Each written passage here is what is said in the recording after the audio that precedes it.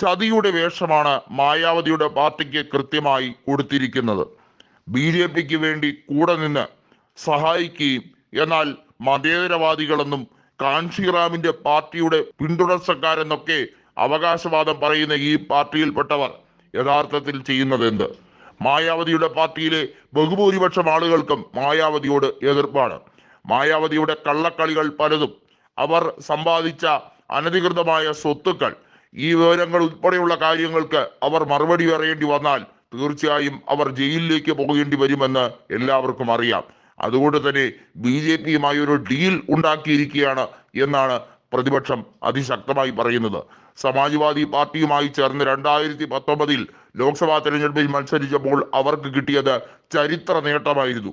ഉത്തർപ്രദേശ് പോലൊരു സംസ്ഥാനത്ത് 10 ലോക്സഭാ സീറ്റുകൾ, അതും ഏറ്റവും ഗതികെട്ട നിലയിൽ തളർന്നു കിടന്നിരുന്ന BSPക്ക് 10 ലോക്സഭാ സീറ്റുകൾ എന്നത് ചിന്തിക്കാൻ പോലും കഴിയാത്ത ഒരു കാര്യം തന്നെയായിരുന്നു. BSPക്ക് അല്ലെങ്കിലും വോട്ടുകൾ ഛിന്ന ഭിന്നമായി കിടക്കുകയാണ്.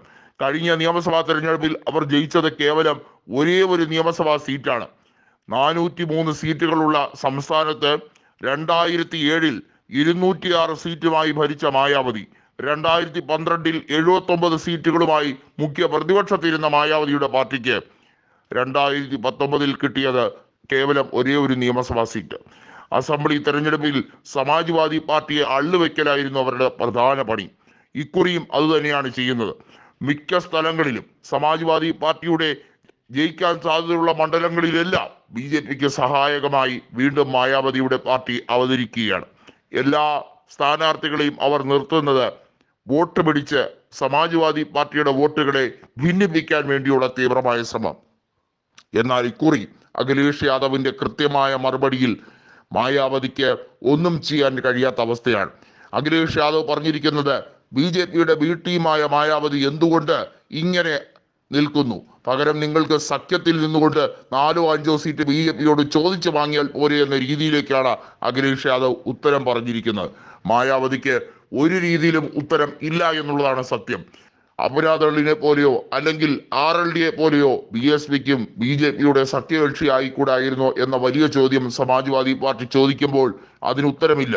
സമാജ്വാദി പാർട്ടിയെ തകർക്കാൻ വേണ്ടി മാത്രമാണ് BSP ഇപ്പോൾ നടക്കുന്നത്. തെക്ക് വടക്ക് ഉത്തർപ്രദേശിൽ നടന്നാലും BSPക്ക് ഒരു സംസ്ഥാന പാർട്ടി പദവി പോലും ലഭിക്കാത്ത രീതിയിലുള്ള വോട്ട് ഷെയർ ആയിരിക്കും കിട്ടുക എന്ന് സമാജ്വാദി പാർട്ടി നേതാക്കൾ ഒരുപോലെ പറയുകയാണ്.